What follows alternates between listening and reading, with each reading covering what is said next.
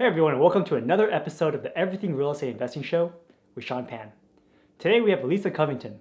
Elisa is an amazing investor in the Bay Area who went from working a 9 to 5 job to becoming a 7-figure flipper. We had Elisa on the show a long time ago, and on this episode, I want to go back and catch up with her to see what has changed in her business in the last year, and to also give us tips on how new investors can become successful in the business.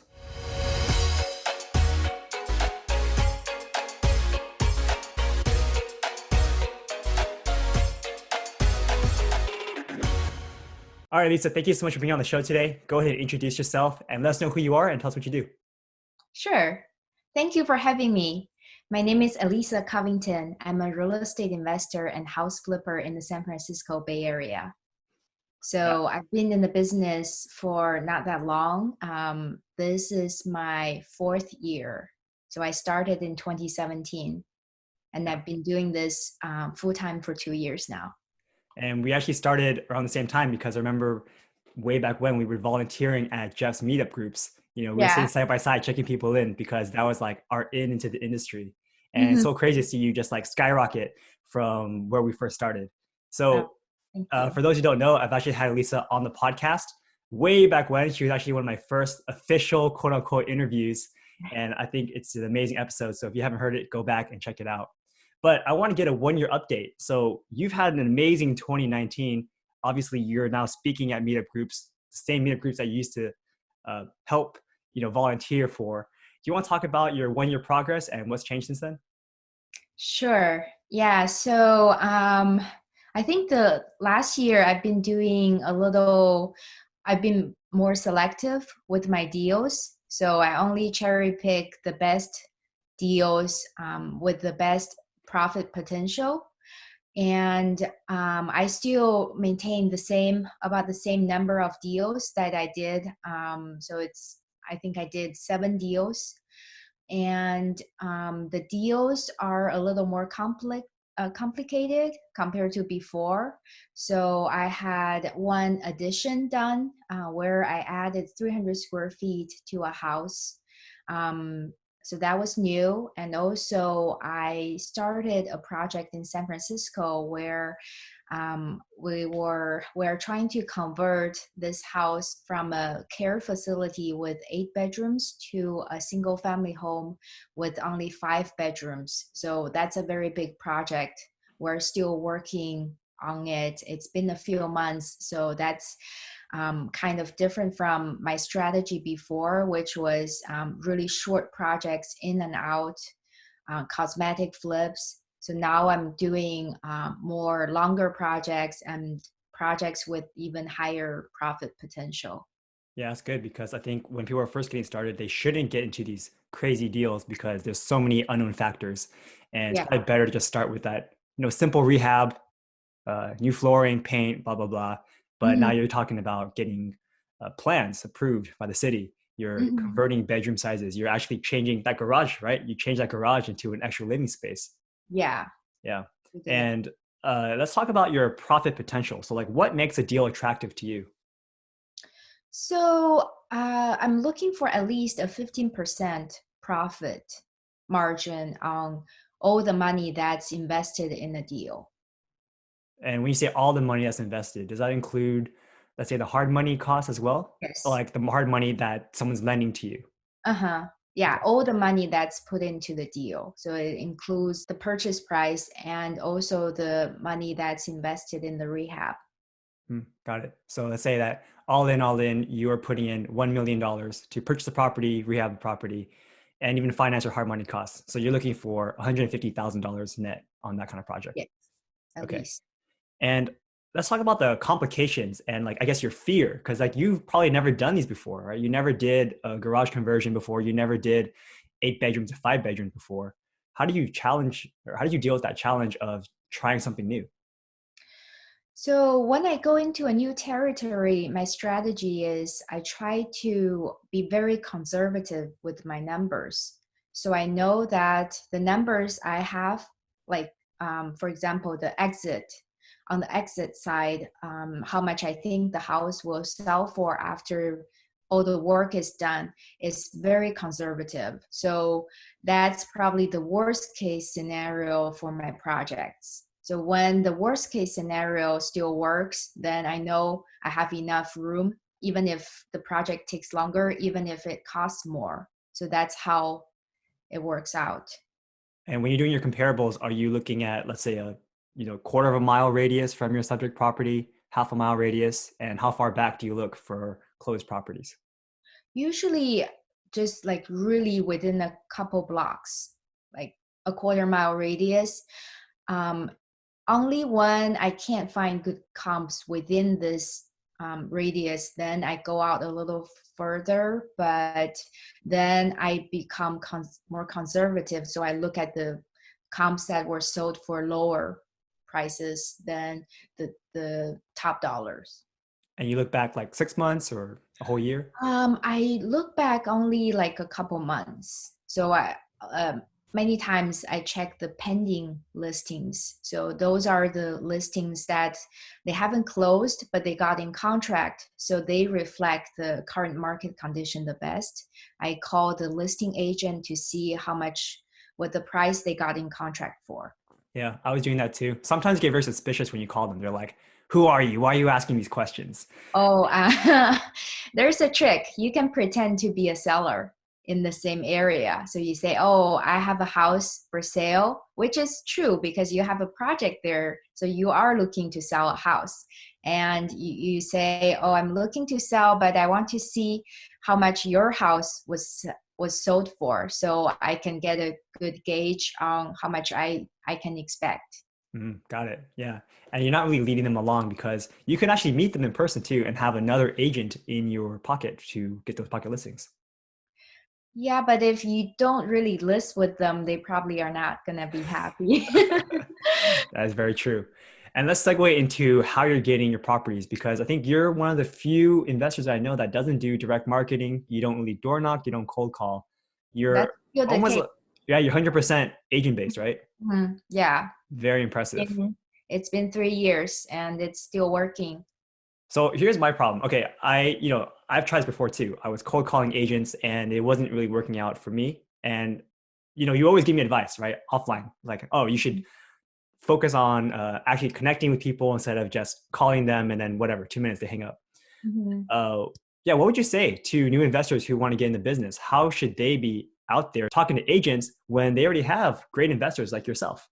Um, there are not a lot of really good investors that always fulfill their promises to agents. So from what I've heard from agents, many investors promise double-sided commissions, but they don't really deliver. Or if many times they ask for kickback. So they say, oh, if you bring a project to me, then you get the buying side commission, and then I relist with you, then you should relist for cheaper. So if you stand out by showing the agents that you are really trustworthy and you always keep your word, and you don't ask them for kickback, you protect their commission, and if you even pay them more, commit to pay them more than the regular commission, then you just stand out, and then you can start building a relationship. How would you do that if you don't have any deals to begin with? That's how you get deals. That's when you don't have deals, you build your network so that it's like planting seeds, and I then see. the deals start to it doesn't happen immediately because most of the time when you call an agent, they don't happen to have deals right away or at that moment. So if you cultivate the relationship over time, they know that you always respond to their emails and you always give them feedback on the deals they bring to you, then they start to trust you more and more. You go up on their list. So if they have a list, let's say 10 investors right now, and if you are consistent and you keep responding in a timely manner, you keep giving them reasonable feedback, then you climb up the list, then you become their top investors that they want to work with. Yeah, that makes sense. And do you feel like that's what's kind of happening with you? Because I know for the first maybe few months, it's very difficult to get that very first deal. You're out there cold calling a bunch of agents, and Mhm. maybe you're getting deals that don't really make sense. But after you get some success and you're flipping deals more and more and more, your reputation expands. And then Mhm. now you're like the first person to think of when they have an off Mhm. market deal. Yeah, many agents have told me that I'm their first call. Wow. Yeah. Yeah, I remember when I was talking to you too. Like sometimes I would have a deal, I would bring it to you, and you say, "Oh, how many people are also looking at this deal?" I say, "I have no idea," because this agent probably just blasted out to their network. But then you were telling me, "Oh, when agents send me the deal, it's usually I'm the only one that gets to see it." I'm like, "What? Yeah, How's that?" because a lot of times it's a listing agent who bring the deals to me. So Exactly. they already know me, they trust me, so they just bring the deals to me exclusively. Or sometimes it's an agent has a deal, but they don't have an investor that they work with. So they only tell this to like one or two other agents. And it worked like that sometimes too. Yeah, there have been cases where the agent actually showed the deal to other investors first, but then because the other investors are not fulfilling their promises, they try to go back and forth on the price and try to renegotiate. So it's just it shows that the agents that they are not that great to work with, and then the agent came to me after that, and then I was able to get the deal, even though I offered less than other investors. So the way you handle the relationship, the way you um, how your personality shows, it really it counts. Yeah. Like I was getting a lot of deals that just didn't meet the profit that we're expecting, and we just have to say no a lot of times, and that can get discouraging, right? If someone's out there sending you deals and you're continuously saying no to them, then it There feels was like they would say no, actually right? an agent a few months ago sent me a text saying, "Oh, I brought you so many properties this year, and some of them turned out to like he was able to sell to other investors, and according to him they were able to make a profit, and so he was not happy that I turned down all of his deals, and he kind of broke up with me." uh So it happened. yeah. No, it was just this once, but I know it's true that when you are using very conservative numbers, you could turn down. But I actually went back to look at the deals he brought to me, and I didn't see any of them had really good potential. And I don't think anyone actually made money on those deals. I don't know where he got his numbers from, but I think it's kind of a tricky situation where if you want to make sure your business is running at like you want to minimize your risk, then you have to be conservative. And sometimes it's not to the agent's best interest if you turn down all of their deals because your numbers are so conservative. Right. But that's how you have to do it because you are the one who's responsible for your business. That's true. And I remember last time we spoke, you said that you don't really have like one particular agent giving you a majority of your deal flow. It's kind of like sparse. Like you have all these agents kind of in your network, and for the most part, an agent will give you one or two deals at most. Is that still the case, or do you now have someone that's actually sending you a lot of your volume? I've had quite a few um, repeat deals with the same agent.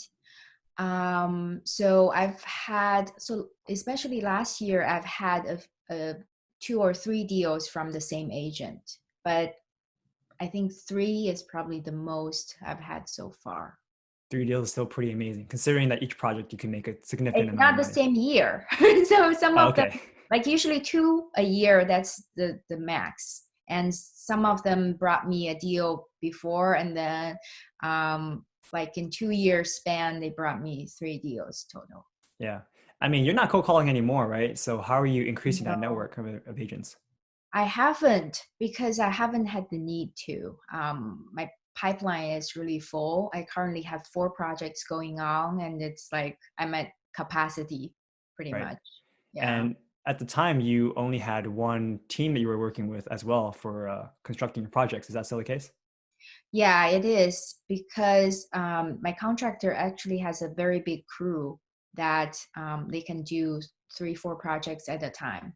Perfect. And 2 of my projects were waiting on permits. So we can't do any work for some time. Yeah.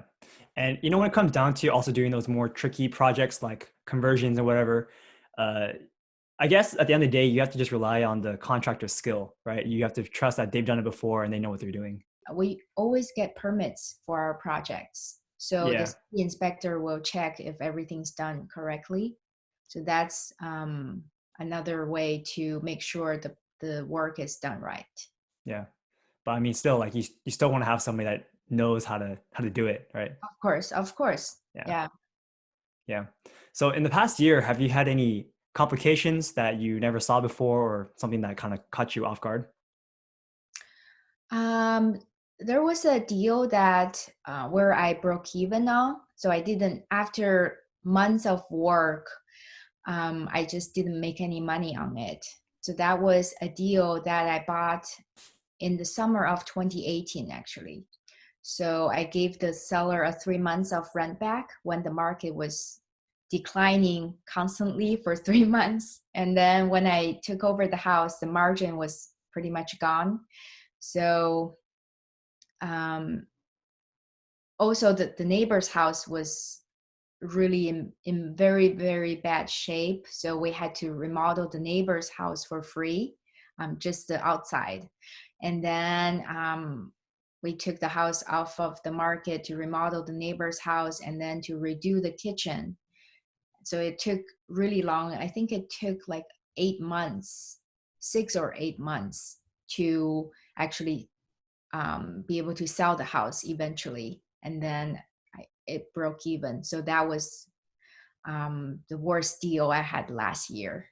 It's not too bad, but I'm sure those 8 or 6 months was a lot of stress, right? Because you Yeah, thought you it had was something good and then boom. stressful dealing with the neighbor, and they're not the easiest to deal with, even though we remodeled their house for free. They were making demands. Yeah. And also the house, I just couldn't understand why we listed the house for $100,000 below market price the first time and it wasn't selling for a month. Yeah. I mean, It that was, was probably because of the market slowdown of like late 2018, early 2019, right? yeah, the market slowed down also because the neighbor's house was scaring away buyers. And then there's a school right across the street from the house. So like a few things that I know that I made mistakes on. When I was buying the house, um, I didn't see these factors. Yeah. So going forward, what would you do differently? It's just be more careful with the surroundings and with how where the market is. So if I knew the market could go down by 15% in 3 months, then I would not have given the seller a 3 months rent back. So now I'm not offering that much rent back in Is it general. because you think that it's a scary time right now? You don't see this crazy appreciation Yeah. like we did. It's kind of like, Uh-huh. yeah, Uh-huh. Market is not very stable. yeah. And also, you probably not buy a house next to a really ugly house or right across from school. Yeah, I definitely would pay attention to that next time. Yeah. I mean, I have the same situation with my Sunnyvale house. I keep saying it, but like the no parking situation or the no garage situation really is, I think, what screwed our deal. And I personally didn't understand that until it happened to us. So, Mhm. I mean, these are the things that you learn that aren't really in books. You aren't really talked about on other podcasts and shows. So, Yeah, you yeah, have to learn as you go. yeah, learn as you go. Now let's talk about some of your big wins of last year. Do you want to talk about one of your favorite projects, something that you had a great time doing, and something that you came out with a huge win on the back end? Sure. Um, so one deal that I really like was the deal that we walked through together in San Bruno. That was my first garage conversion deal, and we it took a little longer. It took 5.5 months total to complete it because of the permit process. But because the I underwrote the house really conservatively, so the profit margin was really good. It was over $300,000. Damn. margin. Yeah. So it was a really fun project where I also got to play with the colors, exterior paint colors. I tried the black and white combo, the modern farmhouse combo. So I think the house came out really good and the buyer really loved it. Um, it was pretty fun. That was also my first project in the peninsula. Mm-hmm. Yeah, it's a more of a higher price point as well. You didn't actually have to pay that much for it for the Peninsula I house. paid $1 million for it. Yeah, not Yeah. too bad, especially considering No. that there are other projects that are like 1.2 from Uh-huh. acquisition. Yeah. Uh-huh. Yeah, yeah. So I think in the peninsula, the market seems to be a little better than the South Bay. It's a little more stable, and there's really good demand for houses there. Yeah. And for everyone listening that wants to see it, you can check it out on our YouTube channel. Um, yeah, it's an amazing house. And the converted garage just looks great. I mean, you said at the time there was a huge garage, right? And you don't really need that much space for parking. So why not add a wall and have it be really cool? Yeah, that actually turns out to be one of my favorite types of remodel because you get to add a lot of value to the house, but the risk is relatively low because the garage structure is already there. So there's not a lot of work and cost that needs to be added to make it happen. Yeah. Do you want to talk about the whole permitting process to do that converted garage? Sure. So we had to hire an architect to draw up the plans for the added addition, and also he had to submit the plans for the whole house in order for the city to review it. And then during the process, the city gives comments on the plans, and also um, we actually had the city came back to us saying there was this encroachment to the city. Like, so there was encroachment in the front of the house where there's a very small retaining wall.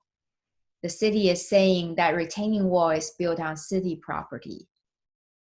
So they wanted us to get a permit for that before we could get approved on the garage conversion. So it Hmm, was totally unrelated to the garage conversion, but it just came up. got it. So when the city is reviewing your plans, they could really look at all sorts of things, the whole house and how your house is built. Um, yeah, so it can really get complicated. So be That's why careful when longer. applying. Yeah, be careful when applying for a permit because they can find all these crazy things that you didn't even know about before. Mm-hmm, mm-hmm. And do you Yeah. want to talk about cost as well as timeline for this whole project? So the project took 4 months to complete from the time I closed on it to the time we finished the remodel and garage conversion. And it cost $180,000. So the garage conversion part cost only $40,000. So Wow. it's very cost effective, adding 300 square feet. And so that's probably at least over $100,000 in value. Yeah. And how, of that 40,000, how much of that goes to an architect and how much of that goes to like city for the fees and whatnot? So the architect, so it's a little over 40,000. The architect charged a few $1,000s, and then the city permit costs a few $1,000s too. And how long did that whole process take from the architect to like draw the plans, talk to the city, and then get it approved? It took probably 3 months. Wow. Yeah, there was a lot of back and forth. So what I did was I put a permit to remodel the kitchen and bathroom first, so we could start work while waiting on the permit for Yeah. the addition. Gotcha. Yeah, that makes sense because you can do all that stuff now and then you can do the garage at the very end anyway. Mm-hmm. Yeah, very cool. So what else are you doing besides flipping homes? I like social media, as you know. So I have an Instagram account where I try to educate more people to get started with real estate investing, and also to inspire and motivate others, like to get into entrepreneurship. I think it's really powerful to be able to work for yourself and not have to basically take charge of your life. Mm-hmm. That's amazing, and it changed my life, and I wanted to happen to more people. That's also why I just created my YouTube channel, and I'm still in the process of uploading it and setting up the first episode. But that's what I want to do this year as well. I think YouTube is a great platform where you can use for educational purpose to really show other people how to get into the door, because so many people have asked me the questions like, how do I get started? Where do I learn about real estate investing, especially for free? There are a lot of free resources. So I think that's really, it can be helpful for new people to get started in real estate investing and take control of your life.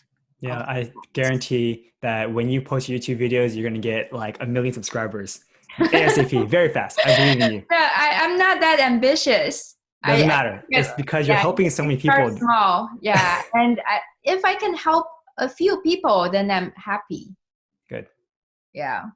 Yeah, I mean, I've been doing YouTube for about 6 months now, and for me, it's not that fast growing, but it's also because I'm kind of dealing with my own stuff, and I feel like if in your position, you're actually doing it right. You're actually doing really well in the business, and you have a lot to actually teach. So you're going to do very, very well for sure, guaranteed. Thank you so much.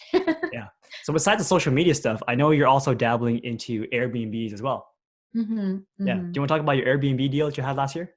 Sure. Yeah, it was a really good deal. I bought it as a flip in downtown San Jose, and I picked it up for $625,000, a 3-bedroom, 2-bath house, 1,400 square feet. And as I was remodeling it, I realized that it could be a very good rental property that can generate a lot of cash flow. So I decided to try Airbnb. And then a friend of mine who's an Airbnb expert helped me set it up. And so the rent income on that is on average over $7,000 a month. Wow. And so before this coronavirus happened, our occupancy is like 98%, even in the winter time. Yeah. So it's really good. My property manager is doing a great job. And just as a shout out, your property manager is Ethan, right? Ethan Cook? Ethan Cook, yeah. He's really good with managing tenants, managing building the reputation for a new Airbnb. He asks the guests to review our property every time after they complete their stay. Yeah. That's why we have very consistent and very good reviews on Airbnb to help new tenants to see our property. And for a shout out for Ethan Cook, if you guys want to hear more about Airbnb, you can check him out on episode 140 on our podcast. And you were saying that you were making $7,000 gross. What do you think that property would have rented at if you just did a normal lease to someone who's going to live there for a year? I checked on Craigslist before I did Airbnb. I think it would yield probably $4,500 to $5,000. Okay, so yeah, $2,000 a month is pretty good. It's a decent spread. Yeah. Yeah. And are you doing anything else besides your Airbnb and flipping homes? We're going to build an ADU on the lot to make the Airbnb more units with the Airbnb. Yeah. Okay. We're going to make 2 more units. So that's in San Jose as well, right? Mm-hmm. The same on the lot. We have a very big lot, over 6,000 square feet. So we can add, I think according to this new rule, you can add a 2-bedroom. Yeah, in the backyard, right? Yeah. Very cool. And That's you're gonna do a stick build, or you're gonna have like a prefab come in and then crane it over your house? So I consider doing the mobile home, but then I realized the cost is actually almost the same as a stick built home because there's the cost of the home and which is a lot cheaper. But then if you add the installation cost is a lot. So when you add the two together, it actually costs pretty much the same as a stick built home. So we decided to just go with the stick built. Yeah. And how much does it cost to build an ADU? The installation cost is like 70 to $100,000. If you don't do any upgrades, it's like 70, $80,000. But if you do upgrades, if you want to make it nicer, like more updated, then it's gonna be $100,000. So all in all, it's like $200,000. Wow. And that's worth it though, right? Because on Airbnb, you can rent it out for another, I don't know how much, 5,000 a month? For each bedroom, so if you do separate entrance to each bedroom, then you can probably get close to $6,000 a month. You charge Wow. $100 a month. So basically Yeah, you're gonna make an ADU with two bedrooms in it, but then you're gonna have like their own separate entrances and separate then, entrance and then like separate kitchen. oh, okay. Shared bathroom or two different bathrooms? Two bathrooms too. Okay. Yeah, so Wow. they just don't have to deal with each other unless they share when they share the laundry. Got it. Oh, that's really cool. So it's Yeah. definitely worth it for $200,000. And Mhm. is there financing for that, or did you just plan on paying it with cash? I was going to cash out refinance on my on my rental, and then use that cash out to fund the construction on the ADU. Got it. But That's really smart. I believe you can also just get a construction loan too. And what do you think about this current market? How the virus is kind of messing up things and everything's kind of scary. Do you have Yeah, any the stock differences in your market is strategy? definitely it's really um, so I think the good thing is with real estate, we'll know that it doesn't react as fast as the stock market. It can never be that volatile. You don't see price dropping 10% in a day. So that's the good thing. And also, I read some studies showing that during the previous epidemics, um, the prices were not really affected a lot by the situation. So it was more the number of sales dropped, but the prices were holding up. Hmm. And also, I hear from some of my agent friends, they said the last 2 weeks, open houses, there are still a lot of people going to open houses and buyers are still making offers. They're not backing up yet. So that's a good news too. And some of them even tell me that since we're not allowed to do much, there's not a lot of activity allowed in this period. So once this shelter in place is lifted, most likely uh, a lot of buyers are going to be really serious in looking for homes because they haven't been able to do it for quite some time. Yeah, I feel the same way. It's like everyone's kind of trapped in their homes and they're feeling very itchy and they want to go out, they want to spend their money, but they're not allowed to. So Mhm. once this quarantine is lifted, everyone's gonna go crazy and start spending Yeah, free. when a buyer is looking for a home to buy, they have to buy a home. It's not like they can just wait for a few months or even a couple years because they have this need. They have the demand. Mhm. And I think like right now, people can probably actually get a discount if you're looking for like new builds. I remember back in 2002, 2003 when SARS happened, my uncle was telling these new construction guys like, "Hey, I'm looking to buy a house, but if you want me to risk my life to go over to check out the building, you have to give me a good discount." And you got it. Open houses are not allowed anymore. They're not. Yeah. And I think MLS announced that they are freezing the days on market. So if your house is on the market right now, like from now until April 7th, it's going to show the same days on market. Yeah, that makes sense because it's kind of hard to sell your property. Although they are doing a lot of crazy things right now, like there's gap insurance. I've never heard that term before. They have e-recordings now because the Santa Clara County Clerk's office is closed or something. I'm like, what? There's all these cool everywhere things. is doing e-recording. Yeah, I just recorded a property like 2 days ago. Really? Wow, congratulations. Thank you.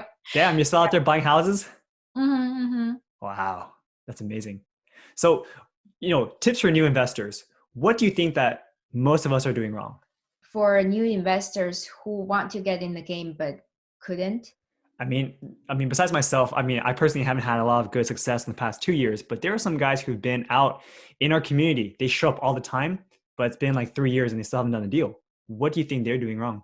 I think consistency is a big thing. Like you have to make consistent effort. So when you are, I don't know, you say they show up at meetings, but do they constantly look for deals? Are they using the right strategies to look for deals? Are they really like every day they are out there looking for deals? Are they sending out enough mailers? Are they talking to enough agents? It's a numbers game. So you have to really do enough activity to see the results. If you only do like call a couple agents, like I think this is one thing that new investors don't know.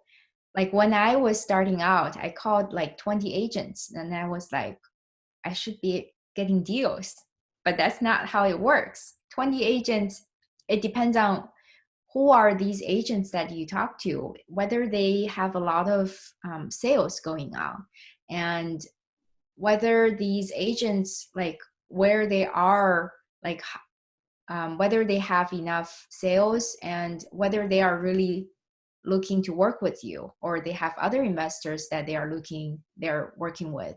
So if you just call 20 agents, you probably won't have a deal very soon. But if you really call lots of agents, like hundreds of agents, then you're bound to get a deal sooner or later. It's just, it takes a lot of effort.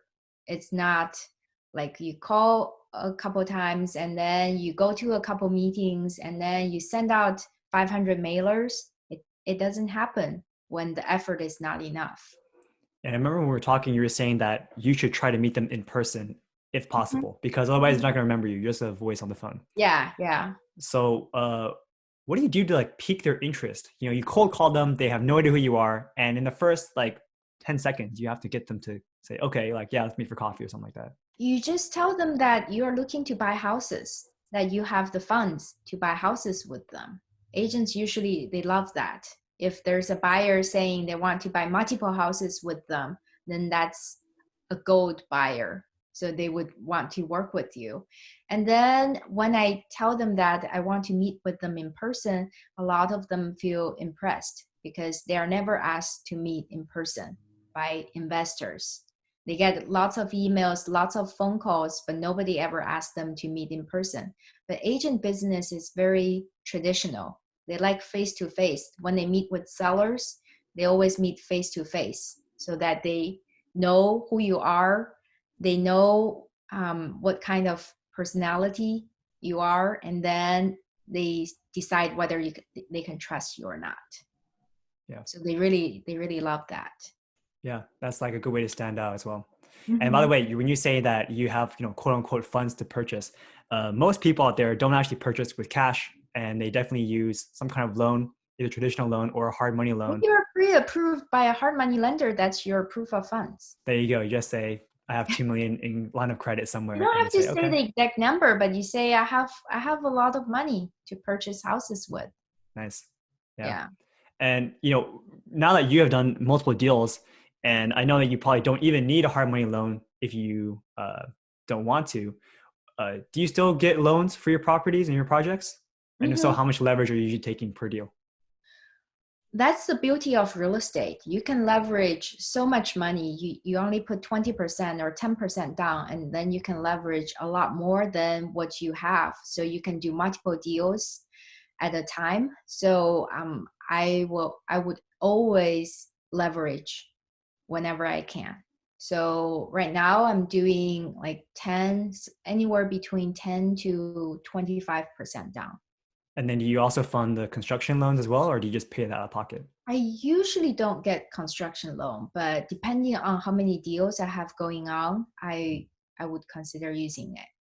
And have you started taking on investors who just put their money down kind of like a second position, or do you just I fund it have done yourself? that before. I'm not doing that right now, but in 2018, I found 3 deals by private money lenders. So I use a hard money lender, hard money to cover 90% of the purchase price. And then the other 10% of the purchase price is covered by a private money lender. I only put up the construction cost myself. Gotcha. And is this virus affecting your business at all? Like, is it slowing down acquisitions or construction? Uh, Acquisition, no. I just closed on one deal 2 days ago, and I'm closing on another one in next week. Wow, crazy. Congrats. But it's slowing down the city process. So as I mentioned, the 2 projects that are waiting for permits would probably have to wait for longer because of this, because the city's closed. And currently the construction is still going on because in the guidelines it says construction is deemed essential business. So we're still doing construction, but I don't know if we're going to get further notice that we cannot do it anymore. So we'll have to wait and see. And are you going to change your strategy at all because of this virus and instability in the market? Definitely need to be more cautious on buying deals. It's a very tricky time with the changes in the stock market.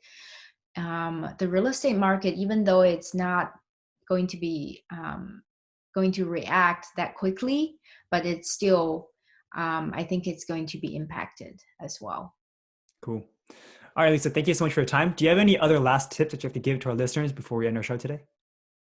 I think in this time, it's a tricky time for new investors to get started. It's better to not do a deal than to get in a bad deal. Oh, I know that.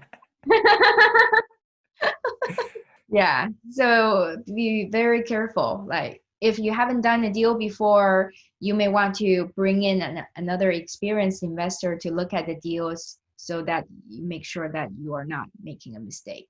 Yeah, and for all those listening, when I have a deal, I send to Elisa. So Lisa, how can people get in contact with you? Uh, they can check out my website, transformrealestate.com, or my Instagram page. It's also Transform Real Estate, and my new YouTube channel is called Transform Real Estate as well. I'm going to share a lot of tips and strategies on new investors to get started in house flipping and real estate investing in general. And my goal is to empower more people to really get into the business and take control of their lives. Perfect. Let me know when your channel's up. I'll be your first subscription.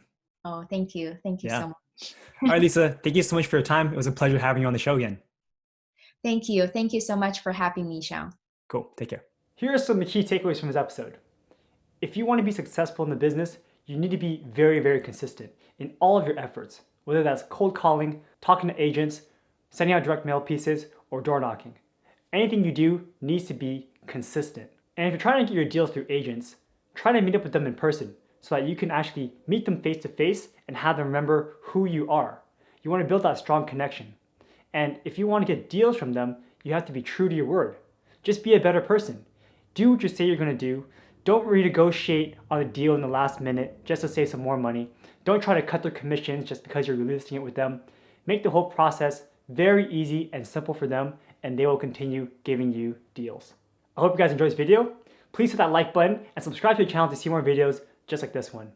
And if you guys are in need of a hard money loan for your real estate projects, you can contact me at sean@everythingrei.com. That's SEAN@everythingrei.com. Thanks again for watching, and I'll see you guys next time. Take care.